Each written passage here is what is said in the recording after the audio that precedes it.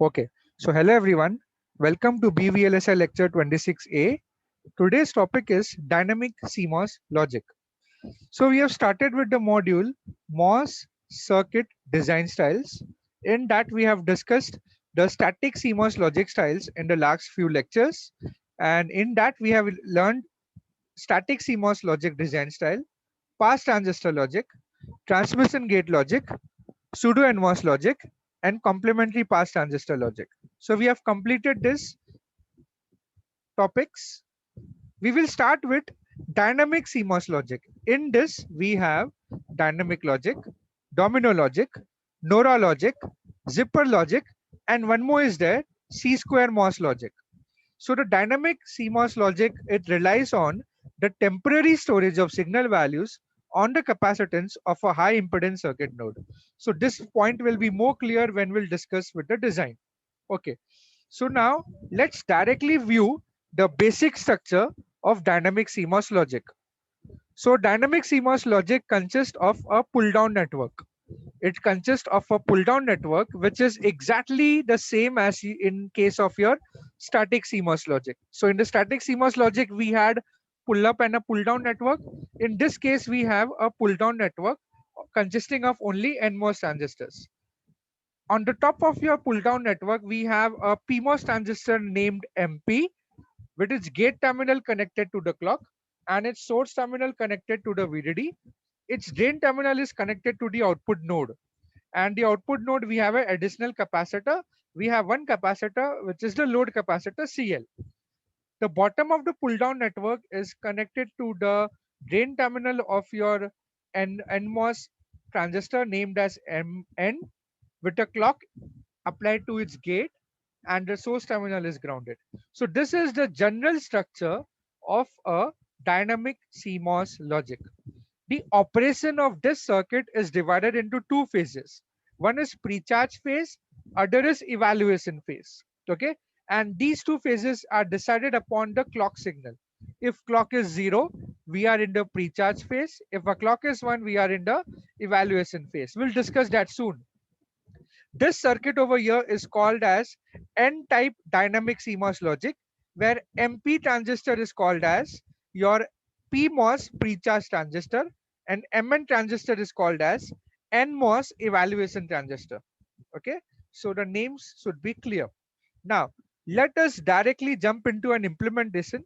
So let us implement this Boolean expression, which is AB plus C the whole bar using dynamic CMOS logic. So what's the first thing we do?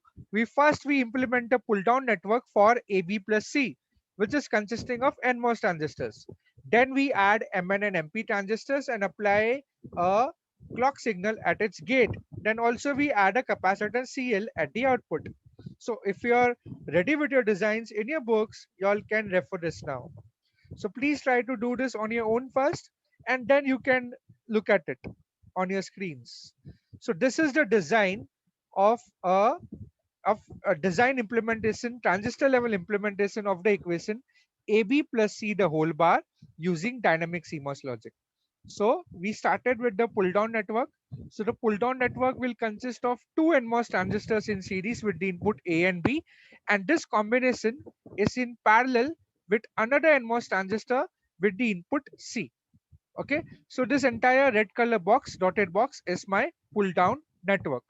Now to the top of your pull down network, we have connected transistor MP, which is the PMOS transistor, whose gate terminal is connected to clock, and the drain terminal is connected to the output, where we have connected a capacitor CL. And the bottom of the pull down network, we have MN, which is the NMOS transistor with its input as clock. Now, what is the total transistor count over here? The total transistor count over here is 5. Now, how that 5 has come? So, if you have n input, it will dynamic CMOS logic will require n plus 2 transistors. Okay. Counterpart, in static CMOS logic, for n input, you require 2n transistors. That means if there were 3 inputs, we would require 6 transistors to implement the same thing. But in case of dynamic CMOS logic, we require n plus 2 transistors. In this case, they are 5. Okay. Now let us quickly move on to the working phase.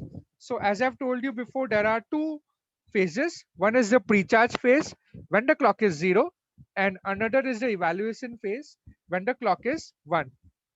So during the pre-charge phase, when the clock is 0, so what really happens to the circuit is this. The clock is 0 is the gate terminal connected to the NMOS transistor.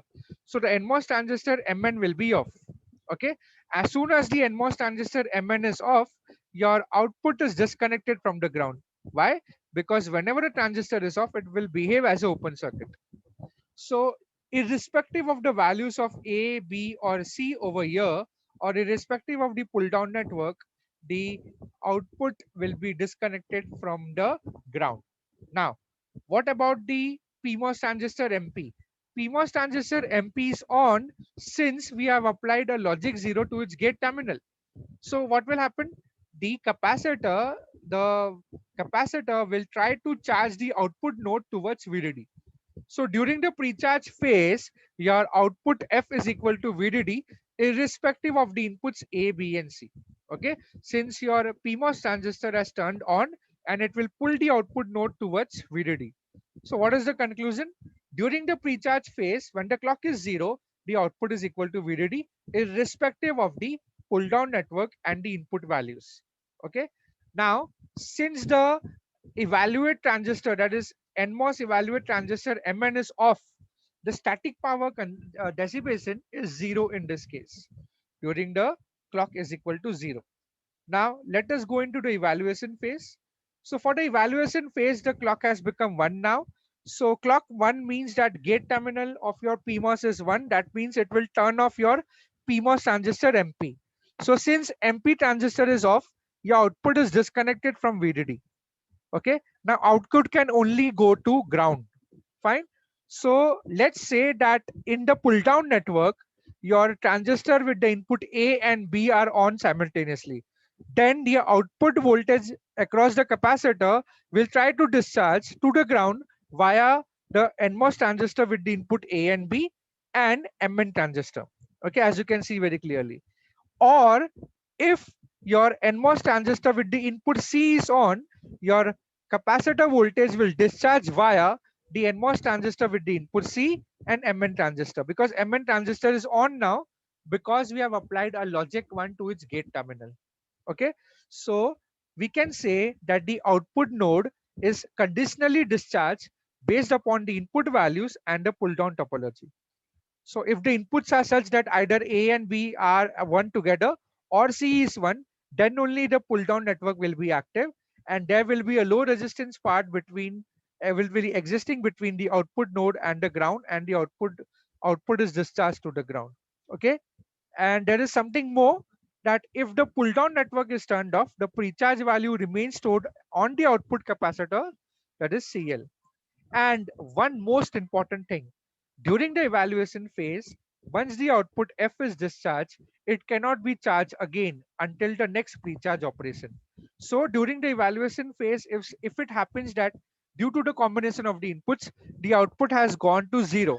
Now the output can rise again to VDD during the next pre-charge phase only. It cannot happen during the output cannot discharge. I mean output cannot charge back again towards the VDD level once it has discharged during the evaluation phase. Okay, so that is what I repeat this statement because this is important. During the evaluation phase, once the output F is discharged, it cannot be charged again until the next pre-charge operation. That means only one thing, that the inputs A, B, and C can make at most one transition during evaluation phase. Okay.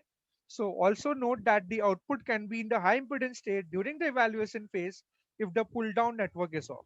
Okay. So that is also very, very important.